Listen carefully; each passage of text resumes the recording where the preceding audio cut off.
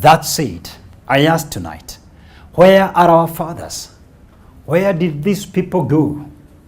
You'll be judged, any father hearing my voice, for any child you left by the roadside.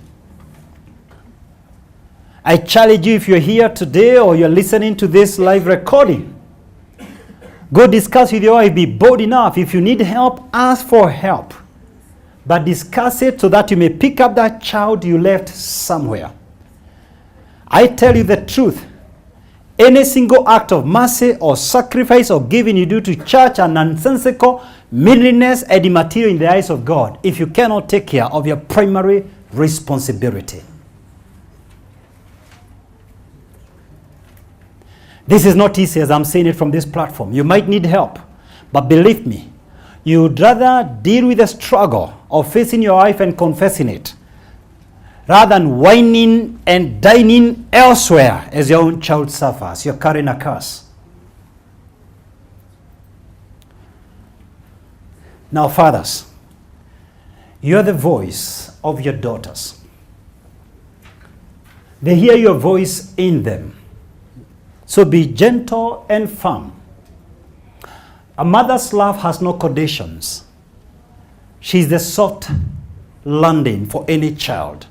But let's face it, a father's love is a little bit negotiable. So she goes out of her way because if she gets his approval, her self-confidence soars high, goes up. Regrettably, most fathers commit girls mainly on three things: academic achievement, athletic prowess, and their physical appearance. Nothing wrong with this. But every time you overemphasize on that, the girls runs heaven and earth trying to achieve more in academics or in sporting activities or in physical appearance. When a girl decides to focus on her physical appearance, sometimes they can take drastic measures, including anorexia and bulimia eating disorders. What's that? Anorexia is a situation whereby a girl becomes overly obsessed with her weight. She can stop eating. Now, bulimia goes beyond that, where she can even induce vomiting and other dangers in her body to get the right body shape, of course, after eating. But you know, there's no such a thing as an ugly teenage girl. Every teenage girl, even if her skin is marred with acne, it still glows.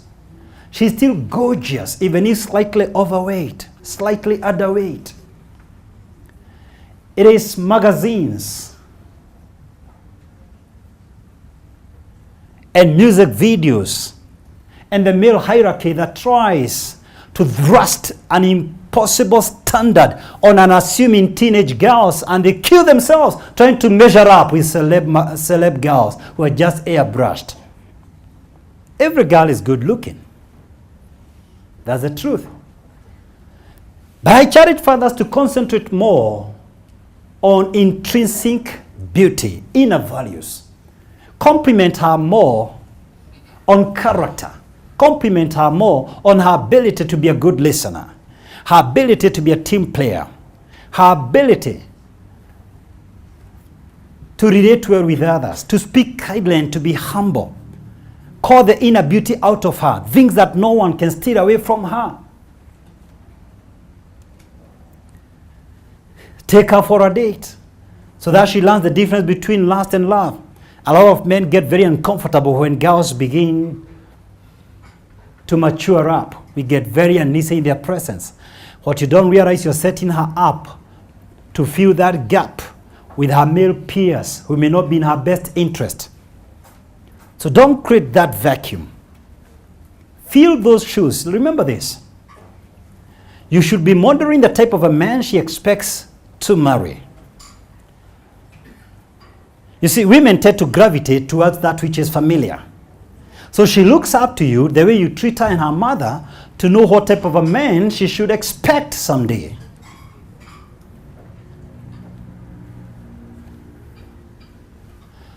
You know, fatherhood is the highest manifestation of masculinity. But for most males, this life consists of the search for the lost father, the father who never was. Are you a lost father to someone? But if you're here tonight and you've been searching for your father who forsook you, I need to let you know there is a father who will never leave you nor forsake you all the days of your life. Do you know him? For the last 100 years or so,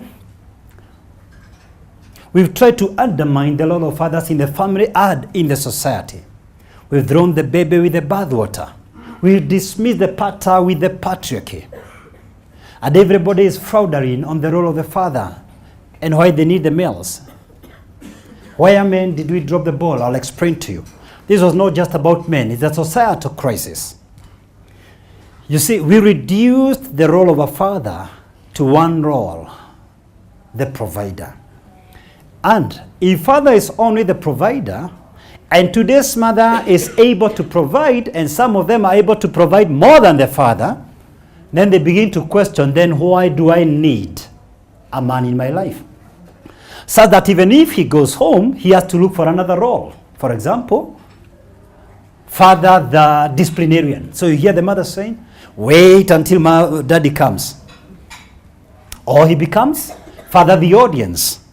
So the child comes from school and the mother says, go tell your daddy what you did today. If the father's role is purely providing, then can I suggest today's father, the overwhelming majority of them are inescapable failures.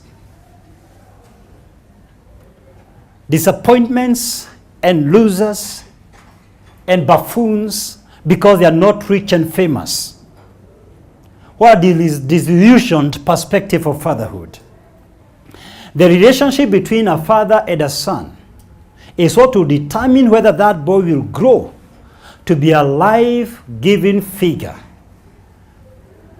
or rather he will walk in this life ashamed, recoiled, withdrawn, and pulling back from being exposed as a failure by the money-minded society. It is the responsibility of a father to tell your son that the true measure of fatherhood is his ability to raise his own children irrespective of his standing in the society.